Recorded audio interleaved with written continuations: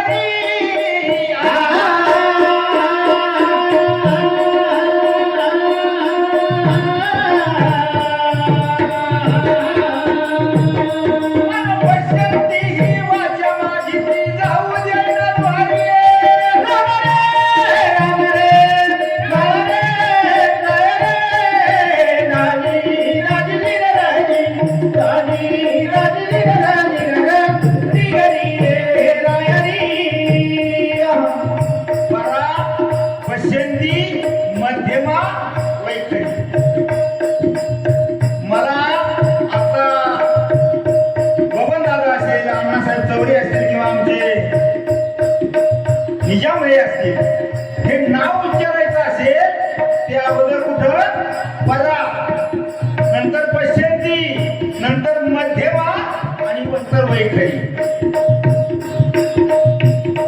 आव मध्यमासी भेटतामसी नव प्रकाश रूप भासला, आव प्रकाश रूप भासला, अन वैखरीची जीवाच्या उमटली सत्य बोलत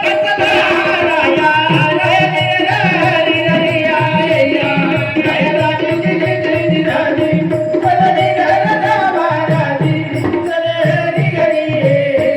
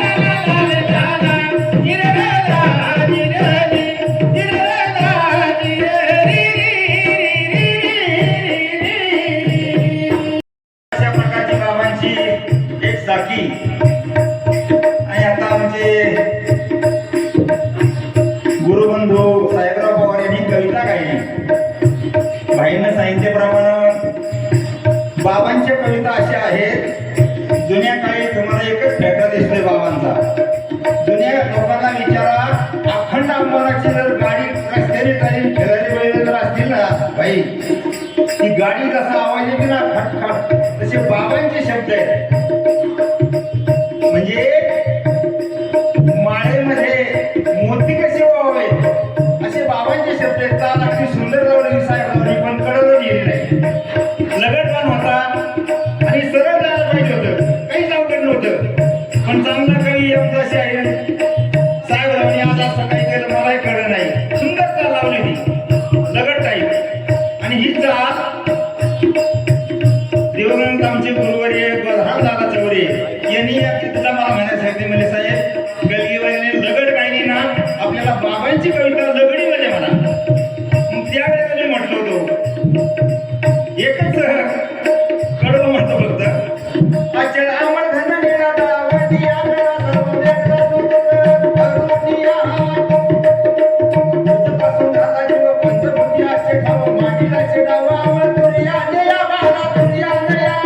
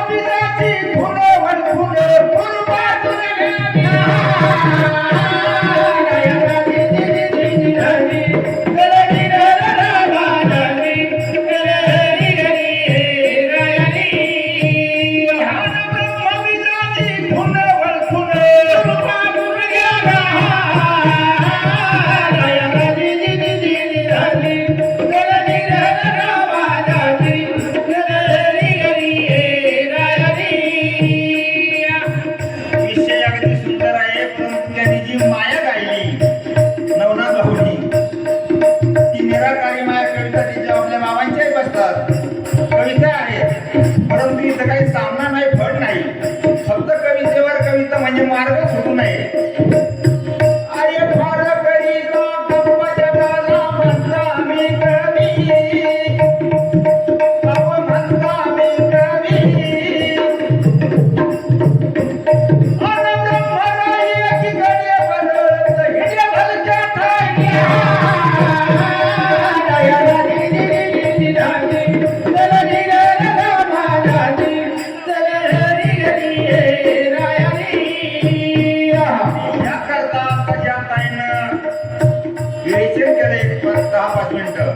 अतिशय सुंदर ते करता गुरु हवाय. आणि आज गुरु गणपत बाबा आत्मने आणि बाबांची पुण्यतिथी आहे. आत्मज्ञान आत्मज्ञान म्हणजे कोणतं ज्ञान, कोणती डिग्री, कोणत्या विद्यापीठात त्यांनी ती मिळवली. पण जगाच्या पाठीवर ही डिग्री कोणालाही नाही राहायच्या. जगाच्या म्हणतो मी शब्द पहा, भारतात नाही जगात आत्मज्ञान कोणता, फक्त बाबांना. भविष्यात काय घडणार, भूतकाळात काय घडून गेलं आणि वर्तमान काळाची ज्याला चाहूल होती असे सद्गुरू गणपत बाबा आत्मज्ञान, ते आत्मज्ञान. बिन गुरुचा शिष्य वेढीला, अरे सासर माहेर गाई.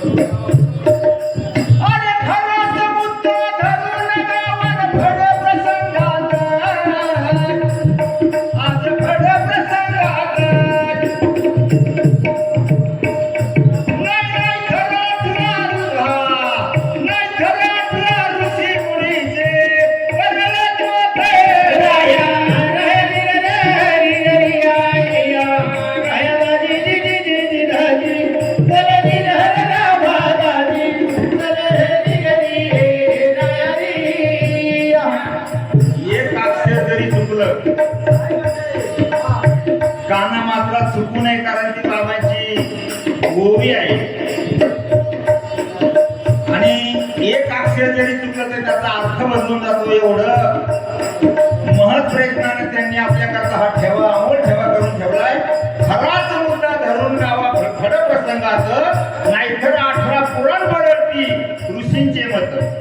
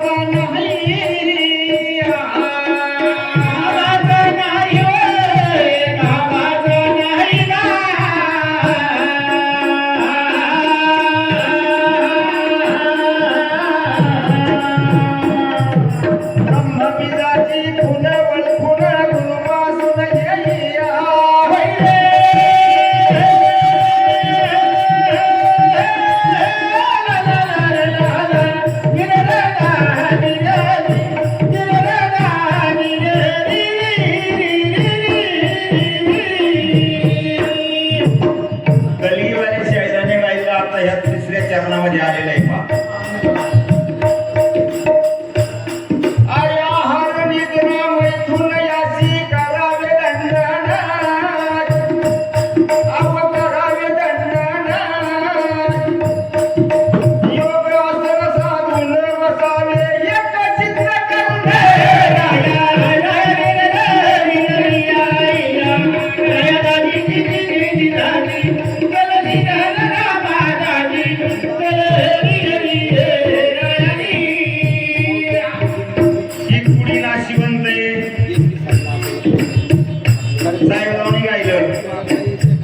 परंतु कलगीच्या शायराने जाता जाता आपल्याला सांगून गेले ही नाशिवंत आहे परंतु ती आपल्याला काय करायचं आहे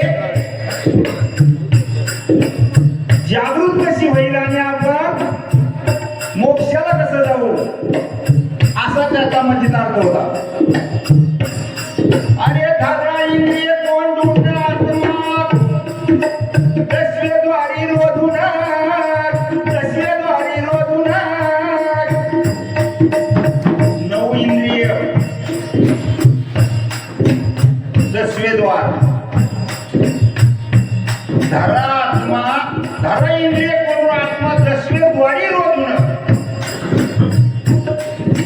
होतील दोन्हीच्या भेटी जातील रूपात रूप मिळून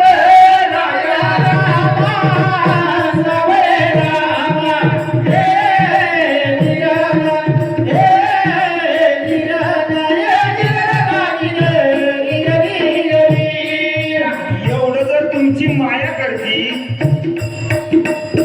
मग बाबांनी का दिलं असं काय दिलं अरे अवघे भरले ब्रह्मतिचे मायेचे उरले काही मायेचे उरले काही डोळ्याचा डोळा उघडा कळेल मग अमोर शाही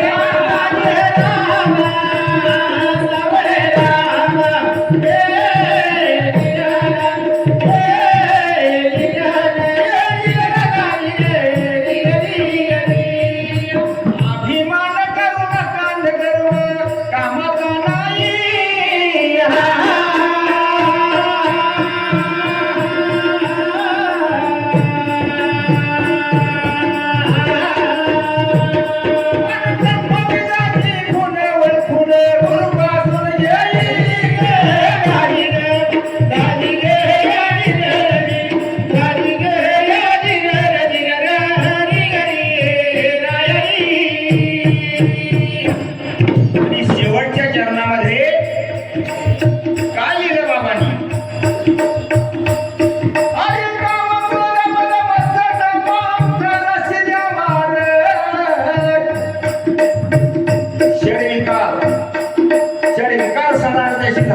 वडाळीच्या कल्पना वडाळ वर वडाळा लावा वडोळणी दया क्षमा भाव विवेक रागे जोड जोडणी तेव्हा कळेल वळेल ज्ञान मिळेल भरात औट मठात मठाचारी घाटात सरार करा जुळण वळेल तुम्ही मिळून करा कर करार चुकू नये अटका आणि हा फटका ज्याला जमला ना तो जीवनामध्ये आयुष्याची होत नाही